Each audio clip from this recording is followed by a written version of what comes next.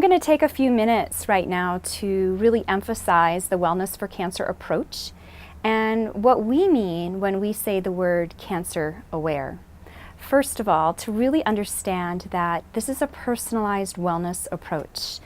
The information that you're going to learn in the online training is to help you think about questions to ask your client, to explore the responses that they give to you, so that you can make an informed decision on how to modify the treatment that they've selected to work with you today.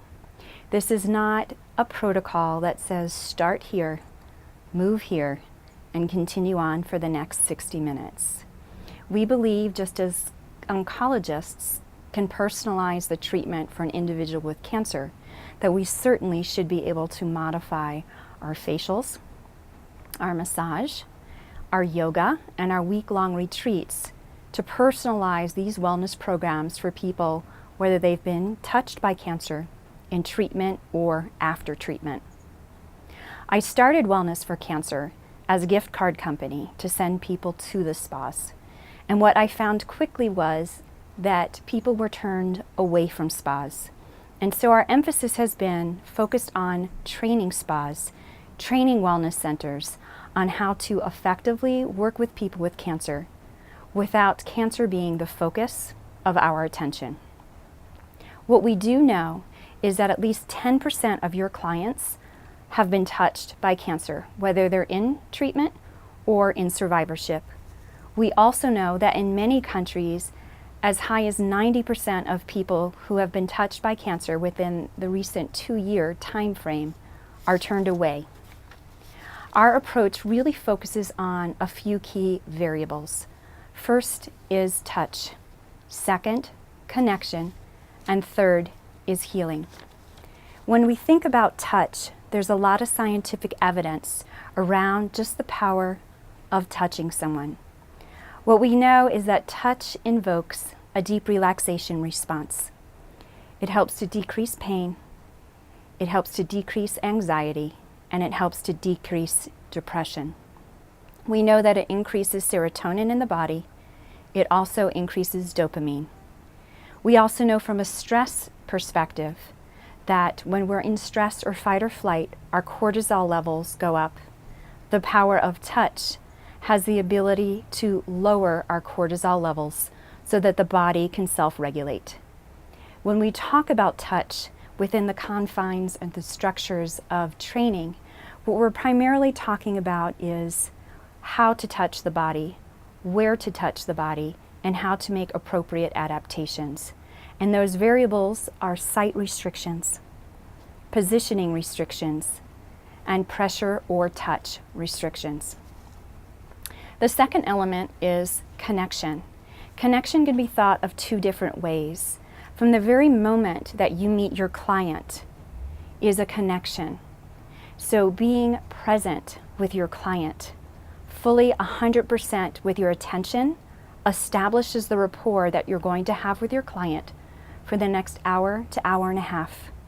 So in the training, we do want you to feel comfortable with understanding what cancer is and understanding what wellness is and the interrelationship of the two.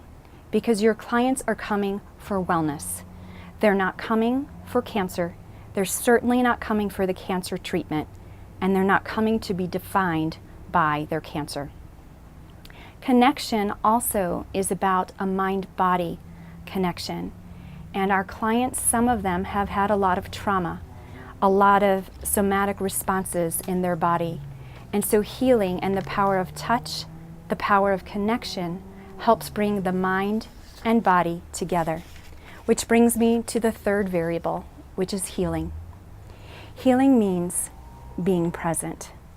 I don't have to do anything to my client. I just have to be present.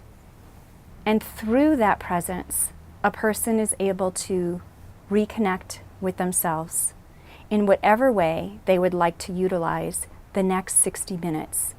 So it means not coming full of assumptions on what cancer is, what this client's journey is, or anything about this client, but being open to holding space, being present, listening, being silent where needed, and letting the service unfold organically.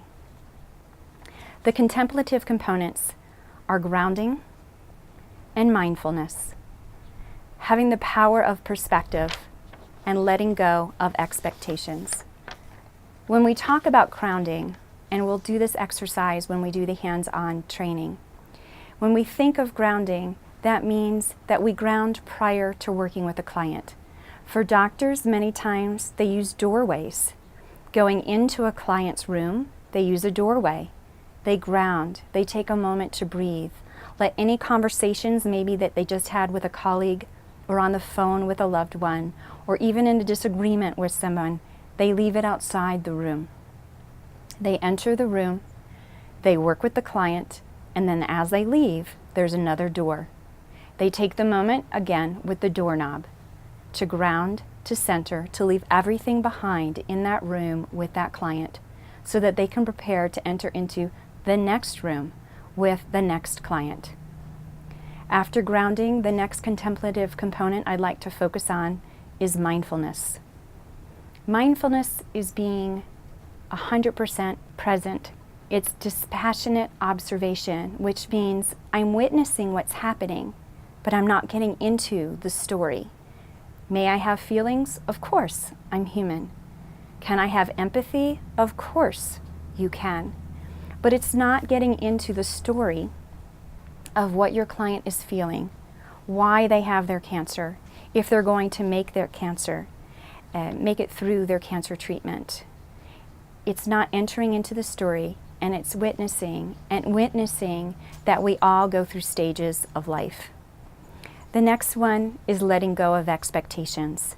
Many times our services are results-oriented because that's the style of practice that we have. And when a client is especially in treatment and shortly after their cancer treatment, we still cannot focus on being results-oriented.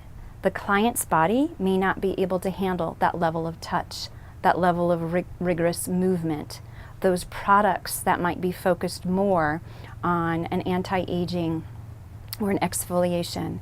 So we want to let go of the expectation that we're not doing enough, if even we're just touching a client. And when we have clients that are either post-surgery or end of life, our option might only be touch.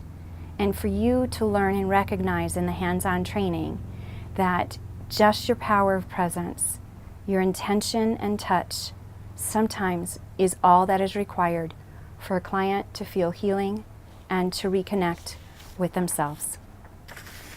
These are what Wellness for Cancer was built upon. And these are the woven variables, the threads throughout all of the training that you will hear online as well as participate in hands-on.